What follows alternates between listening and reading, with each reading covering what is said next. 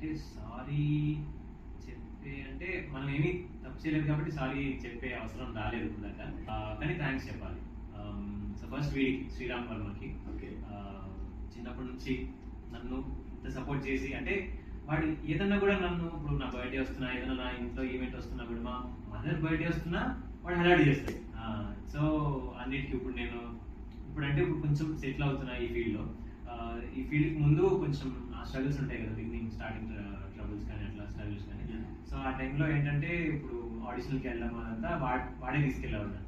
మేము ఉండేది దూరం, మనం అంతా జూబ్లీస్ మాదాపూర్ తిరుగుతూ ఉండాలి ఆడిషన్స్కి ఇవన్నిటికి. సో ఇటు రావాలంటే మొత్తం వాడే తిరుగుతూ ఉన్నాడు, అని ఖర్చులు ఉన్నా వాడే చూసుకునేవాడు.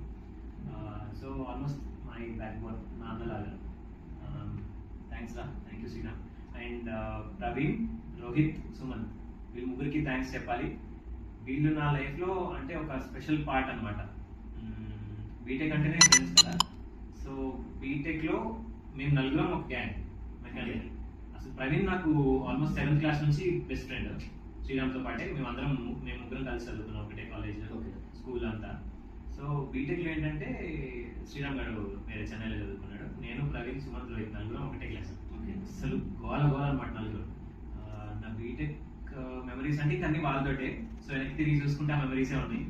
సో ఆ మెమరీస్ నాకు ఇచ్చినందుకు ప్రవీణ్, రోహిత్, సుమంత్కి thank you so much. And అందరికీ హ్యాపీ ఫ్రెండ్షిప్ డే.